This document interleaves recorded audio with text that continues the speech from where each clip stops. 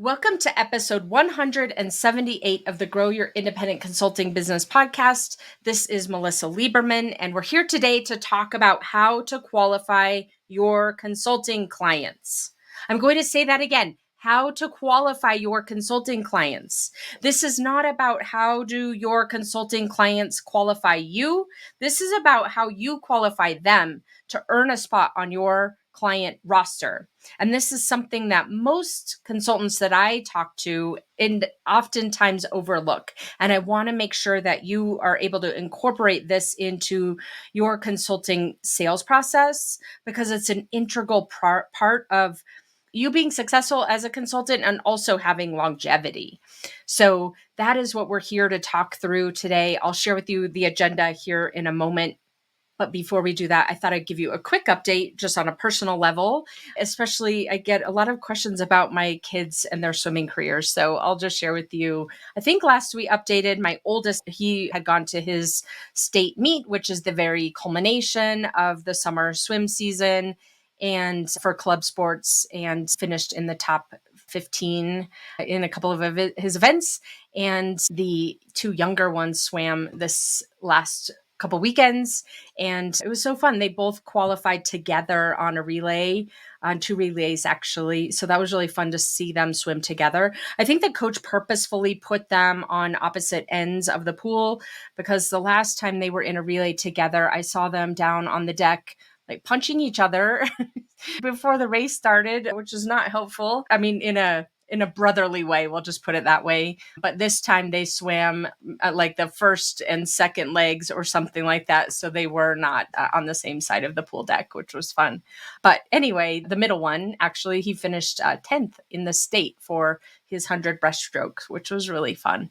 Our team seems to be really good at breaststroke because our coach swam breaststroke in college. It was really fun to see that, and also to kind of pair that up with the Olympics and to see all those amazing swimmers and how much work they put into swimming for their whole lives and winning so many gold medals. So, and other medals. Anyway, that is the quick update.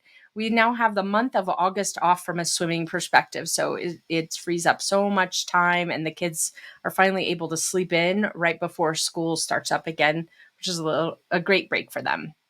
And for me, honestly. So that is what's happening over here at Melisa Liberman Coaching. So much of my business is really wrapped around my family right now. And I'm just so grateful to have the flexibility that this independent consulting and coaching lends to all of us who have decided to go down this path. So grateful, as I'm sure you are as well.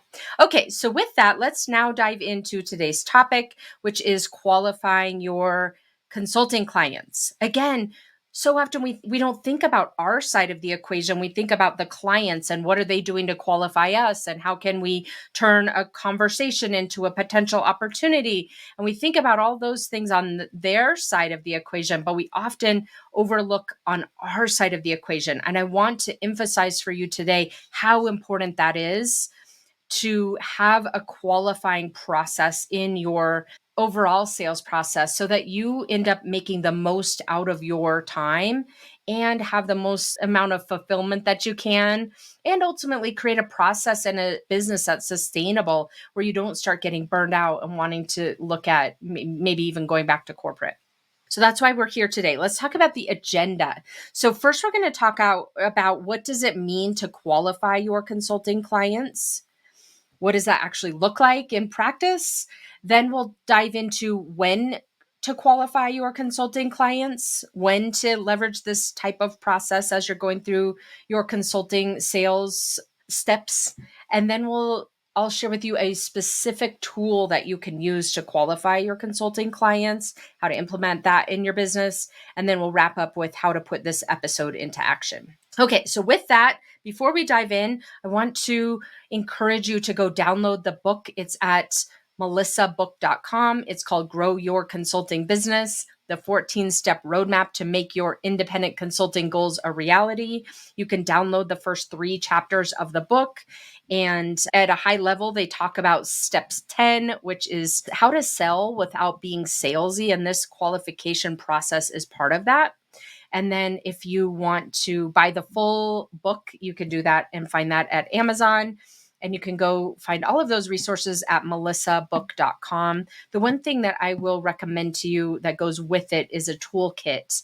So you'll see that ability to download the toolkit in the show notes. And in that toolkit on chapter 10, it talks about how to build out your sales process. So that's going to be something that's really important as you are an independent consultant and continuing to grow your practice and refine what you're doing.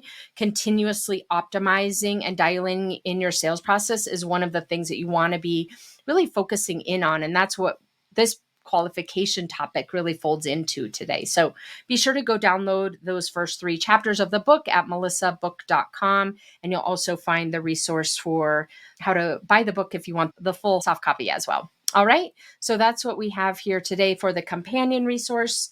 Let's take a simple step here foundationally and talk about what does it mean to qualify your consulting client? What am I talking about here? Because again, we often think about what does it take for the client to choose us as a consultant, and what do we need to show them? What do we need to walk them through? What kind of information do we need to understand and to gather from them? It's always so focused on the client. And today I really want to reemphasize for you that you're an equal part of this process. You and your business are an equal part of the sales process. If you're not getting the information that you need out of the sales process, or you're seeing red flags, that's something that's really important for you in your business, rather than thinking about the process is all about quote unquote convincing them or proving to them or demonstrating to them why they should engage you. And that's what leads us to often miss this question of what is the decision-making process that you've got that will enable you to decide if the client earns a spot on your roster or not. So what is your decision-making criteria to give the client one of the spots on your roster? How does a client earn a spot on your roster? That's what I'm talking about when we're talking about qualifying a consulting client for you and your business. So now that we are on the same page about what it means to qualify a consulting client, let's talk about when to qualify the consulting client. And you might have been expecting me to give you some kind of decision tree or that type of thing. And I'm going to make it very simple for you. The answer of when you should qualify a consulting client is every time. Every time. We often can fall into this trap, but think about this if it applies to you, where you might be in a place where you're in between clients, or you're worried about your pipeline. It's empty, and all of a sudden a client comes along, a potential client comes along. And so you go about figuring out, how do I land this client and land this opportunity and turn it into a client? Or you might be behind on your revenue goals. So you throw away this idea of, has the client earned a spot on my roster or not, based on what they've been telling me through the sales process that I'm facilitating. So for you, when to qualify a consulting client is every single time as a standard part of your consulting sales process. Because at the end of the day, there is an opportunity cost for every single client that you bring on board. There's an opportunity cost in the sense of that capacity that you're allocating to that client, whether it's a portion of your capacity or all of your capacity, that could have been sold to another client. It could have been sold to another client who better fits the type of work that you want to be doing, the nature of work you want to be doing, the type of client personality you want to be working with. And so really thinking about this as a standard part of your sales process and what your qualification criterion is going to be really important. Again, for you to hit your revenue goals, because if you sell, you've got a bird in a hand, for example, and you talk yourself into agreeing to work with this client at a lower rate than you typically would charge, or at a lower fee structure than you would normally charge, or you give up more hours than you would normally want to be working, or you're working on the type of work that isn't fulfilling for you, there is a cost to all of that, because you've given up capacity that you could be selling to someone else who's better suited for the type of work that you want to be doing, for the type of compensation and fee structure that you want to be working with. And so some of this requires a lot of confidence on your part that when a potential client doesn't meet your requirements, that you're recommending other options to them and not moving forward. And I'll give you some ideas about how to manage when a client doesn't meet your criteria here in a moment. It doesn't mean that you have to fully turn them away, although that is one of the options. Okay, but before we get to that, let's talk about the tool that you can leverage for qualifying your consulting clients. And it's a simple scorecard that you want to create. I love creating this and encouraging clients to create this ahead of time. So you're not deciding in the moment whether or not a potential client fits your criteria, because of course you could talk yourself into probably almost anything, especially if you're feeling more desperate than usual, or your pipeline is drier than usual, or you've a gap in between clients. Of course, you'll be able to justify or talk yourself into taking on a client that has some red flags attached to it. You're a smart person. I know for sure you can convince yourself. And the goal is to help create a more neutral process for yourself to qualify, so that you have those inputs and can leverage them to make a decision for yourself. So the scorecard, if you think about creating a scorecard, what might the criteria be for you to leverage as you're thinking about what is the ideal client for you? The criteria could be something to the effect of the nature of work. Is it something that is more hands-on and tactical versus more strategic and advisory? And what type of work are you wanting to land? So if you're wanting to move from tactical type work, for example, more in the weeds type work, and you're wanting to move into more advisory type work, then you want to have that as a criteria. So if you were rating and creating a scorecard, let's say on a scale of 1 to 5, it would be advisory, strategic type work would be a 5, and a 1 would be more hands-on in the weeds type work. And create some detail around that. What does it look like? What does a 1 look like? What does a 2 look like? What does a 3 look like? 4 or 5 look like? So that, again, you've got that set up in advance and in a way that's more neutral. You're not thinking about a given client or not. And it's easier for you to set up something that it doesn't have an outcome attached to it that you're trying to achieve, let's say.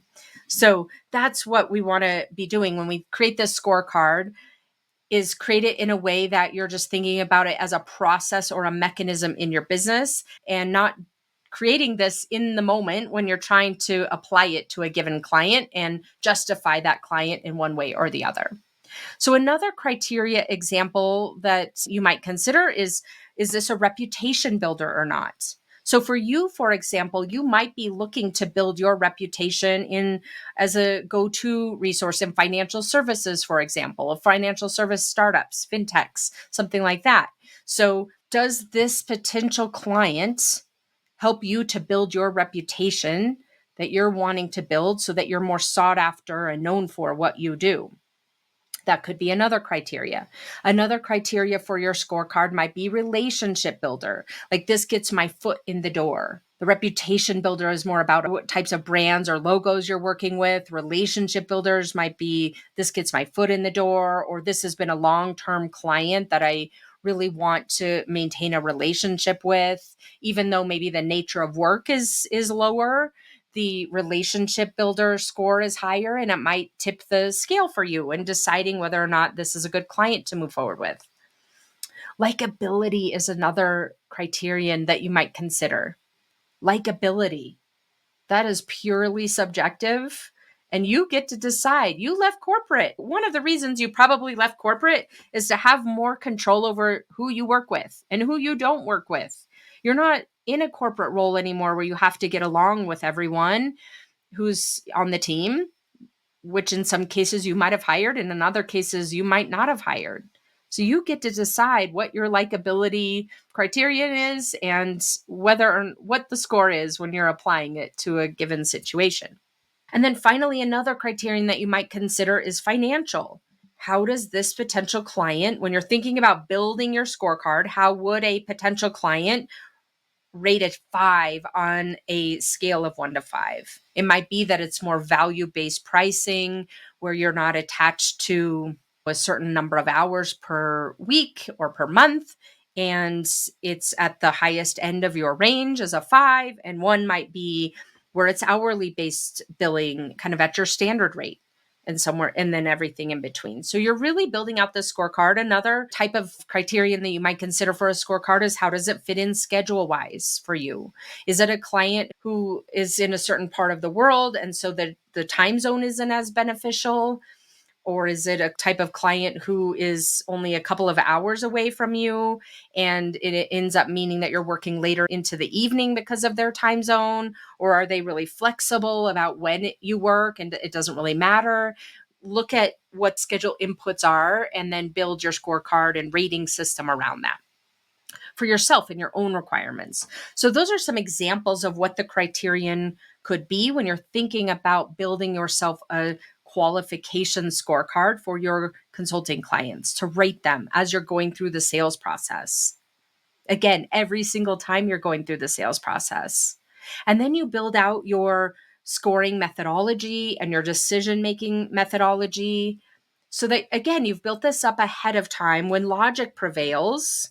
When we build these types of tools for ourselves in our business without it being in the moment of a given scenario, it can be so much easier for logic to prevail in those cases versus, like I've been explaining as we go through this episode, when you're doing this in the moment, oftentimes that's when emotion is prevailing and you're talking yourself into doing something or overriding your instinct because you're worried about your cash flow, as an example.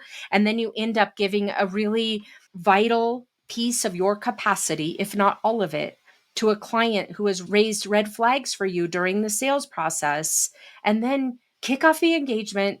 And you might have a little bit of a honeymoon period, and then all of those red flags start to come into play and start to become reality. What you were concerned about becomes real.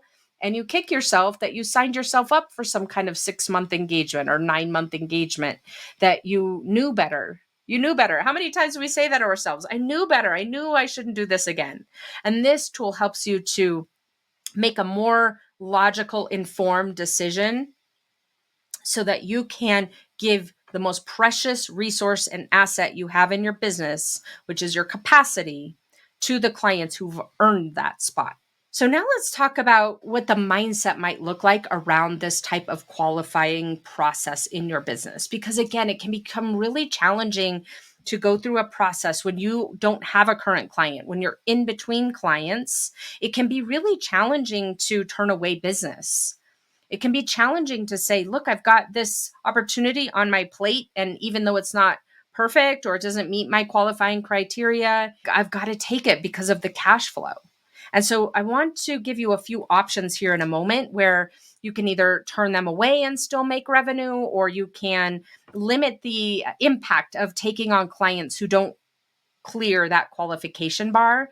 Again, this isn't about yes or no, whether you qualify them in or out. There is some gray area. So I'm going to share with you here in a moment what that might look like and what to do with the qualifying scorecard. But before we do, I really want to take a moment to talk about your qualifying mindset. And I'll use an example to share with you. I was working with an independent consultant, and they were in between clients, so they didn't have any cash flow at the moment. They were concerned about the dryness of their pipeline and how long a sales cycle might take. And so they had, around that time, they had an inbound lead come into place where it was in the ballpark of the type of work that they did. They would be capable of doing the work. The client was shopping. I like to say shopping in the sense of they were evaluating multiple consultants and consulting firms to do the work that they were looking to achieve.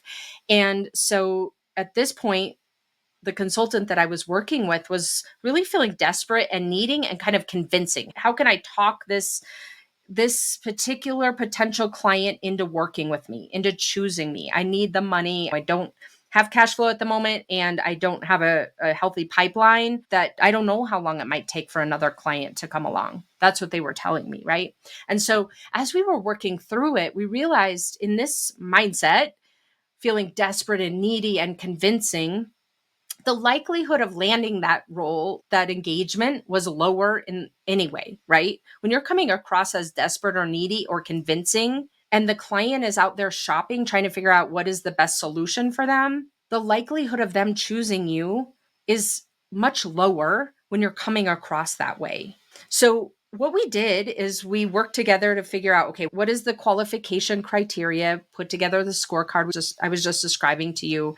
And then on top of that, really rebuilt her mindset into a much more a high quality mindset as it relates to qualifying and selling this consulting work, and helping her to get into a mindset of being more selective, feeling more like a peer to her potential client than another vendor that they were trying to pick and choose between. To feel as if she was in demand, even if she didn't have a lot of proof points to show for that at the moment in the form of her pipeline, to feel as if she think of herself and feel in demand, set her up to be so much more equal to the potential client that she was talking to in her mind and in the way that she was positioning herself, in the types of questions she was asking in her sales process, and ultimately thinking about this process and the conversations she was having with her potential clients as this is a conversation for us to both decide if we want to work together. The potential client was deciding if she would be the best solution for them, and she was deciding if they would earn a spot on her roster, even though her roster at that moment was empty, didn't have a client on it. When she got into that mindset and walked the client through a discovery process and walked the potential client through a process to understand how her approach would look and what the pricing would look like and what the elements of the proposal were, she came across so much more confidently. She came across so much more in demand. She came across so much more as the type of consultant that they would trust to deliver the type of results that they were looking for. So you can see here that not only does this qualifying process help you to make sure that you're leveraging that important asset in your business, your capacity to its highest potential, but also so that you're coming across in a much more confident way as you're selling your consulting services. I'll give you another example, and I haven't dated in a long time. My podcast producer and I were just talking about this episode before. We were talking about anniversaries right before we started recording this episode. And he said that I think today is his 15th anniversary. I've been married for over 20 years. So, I don't know a lot about dating, so I'm not going to pretend I do. But what I will say is think about it. When you were dating, and I can remember back to this when I was in my 20s, when I was dating, and likely when last time you were dating, if someone was really desperate or needy, even that would come across in the way that they were carrying themselves, in the way that they were portraying themselves, in the way that they were talking to you. And that's not that attractive. So if we use that dating analogy here in the sense of you're going through a dating process to decide if this client is a good fit for you, and they're deciding if you're a good fit for them. If we use this dating analogy again, you coming across as needy and that you can make anything work and that whatever the client tells you is not a problem, you'll figure it out. Of course, you're going to come across in a much different way than if you have your own standards and your own bar that you need them to clear in order for them to earn a spot on your roster, similarly to how they're trying to figure out if you're the right consultant for them to trust. So think of it that way in a dating analogy, no matter how long it's been since you've dated. All right, so now that we've talked about this concept of a scorecard and the mindset when you're implementing the scorecard, now let's move on to wrapping up this episode with something really important, which is what do you do with the scorecard results?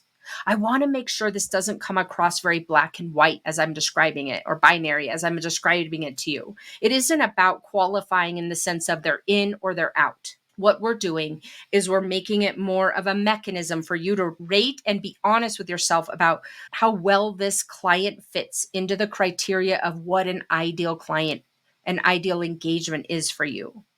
And based on the results of that and your scorecard that you implement in the course of your sales process, one of three things will be the outcome. You might decide based on that scorecard that the potential client and the engagement that you're discussing with them clears your bar, using the scorecard as that neutral input, we'll say. So then, of course, you would likely proceed with that potential client and talking more about moving on to a proposal. It might be that based on the results of your scorecard, that potential client or that potential engagement at that client, and I'm being very specific there because it might be that a potential client clears the bar, but the engagement you're discussing with them doesn't. Or vice versa. It might be that the engagement clears the bar, but the potential client doesn't. And so, even just from the pure likability score. So, when it is at the place where, for whatever reason, they haven't cleared your bar, you have some options. And it's simply comes down to you recommending alternative options. You might refer them to another consultant, just straightforward. You might make just a simple recommendation to them. You know what? This is not the best fit for the type of work that I do, but here's what I would recommend to you in order to achieve the type of result that you're looking for. Or thirdly, you might even refer it to other consultants for some type of a referral arrangement that you've got with them. Or you might bring in a sub to do the bulk of the work. And then it does clear the bar because you are able to take off your plate the things that don't clear your bar, and whatever remains, like let's say it is a client that you would love to work with, it's just the nature of the work isn't there, then you can bring in a sub potentially to do a lot of the heavy lifting, and you are able to work with the client in the capacity that you want to be working with them. So you can recommend alternative options. It's not a decision of, yes, I'm going to move forward with them and they qualify or they don't. And then thirdly, it might be that you've got this gray area where they might not clear your bar exactly, but you truly do have cash flow concerns. And in that case, even though they haven't cleared your bar and you've decided for other reasons, such as cash flow reasons, that you do want to bring them on, then I would highly recommend that you've got the ability to, you set yourself up to recommend something or offer something that's shorter test type engagement with them. So you might have cash flow concerns. They're the only potential client in your pipeline at the moment. You don't feel confident yet in your ability to create demand. And so you're going to override the scorecard results, for example, in this third scenario. When you do that, I would highly recommend you do that for a short period of time, because you've got an opportunity cost of giving up your capacity to a non-ideal client. And the longer that goes on, the less focused you will likely be on lead generation, on finding an ideal client, and more focused on generating the income and the client delivery that's more comfortable for you. So think about, what might you offer if that potential client doesn't clear your bar? What might you offer that's a shorter test type engagement so you can create a shorter cash flow infusion, but at the same time not set yourself up in a long-term relationship with them? So those are some of the ways you can move forward with this scorecard results. It doesn't have to be that, yes, you'll accept the client, or no, you won't. You've got options when the clients don't clear that qualification bar for yourself. Okay, so now let's wrap up today's episode and think about putting this into action for you and your business. And it's really as simple as, take this episode and the tools that I shared with you and write out your scorecard. Figure out what it is. Figure out what the elements of the scorecard are, what the rating system would look like, and what the decision-making criteria would be based on the score that a given client, when they achieve a certain total score. So you know, okay, these would definitely be out if they scored, let's say, 5 or less in all across all of your criteria as a total score. And if they scored above 20, they're definitely in. And then what are you going to do about that gray area? And really figuring it out. Again, you're not going to be able to design every scenario. That's not what we're doing here. We're just creating a framework for you to be able to set yourself up to approach this with more confidence, with more selectivity, and not get yourself into the place where you're talking yourself into accepting these clients who are red flags for yourself. And especially not accepting these red flag type clients for long periods of time where they're eating up your capacity and your ability to sell work that's more lucrative, that's more fulfilling, and ultimately moves your business in the direction that you want it to move into. So I recommend that you put this episode into action for yourself. It doesn't have to be complicated. You can sit down for half an hour, map this all out for yourself, and start using it and iterating it and optimizing it for yourself as you move forward in improving your consulting business sales process. And finally, I would recommend reaching out to see if coaching together would be a good fit. For so many of us, we're so good at what we do, but it can be really challenging when we start thinking about doing it for ourselves, how to run a consulting business successfully when we're the ones who were selling. You're selling yourself in so many ways, selling your own services. And so having a third party perspective who's an expert at doing this and who does this all day long can be really valuable to help you accelerate your goals. So if this is something you would like to explore, I recommend reaching out, applying for a consultation. You can grab a spot on my calendar at consultmelisa.com. We'll have a conversation and talk about you and your business and what your goals are and uncover what is preventing you from achieving those goals and decide together if coaching together would be a good fit. So you can go find that time on my calendar at consultmelisa.com. We'll put the link in the show notes as well. I'll see you again next week. Take care. Thanks for joining me this week on the Grow Your Independent Consulting Business podcast. If you liked today's episode, I have 3 quick next steps for you. First, click subscribe on Apple Podcasts or wherever you listen to make sure you don't miss future episodes. Next, leave me a review in your podcast app so other independent consultants can find and benefit too. And finally, to put the ideas from today's episode into action, head over to melisaliberman.com for the show notes and more resources to help you grow your consulting practice from your first few projects into a full-fledged business. See you next week.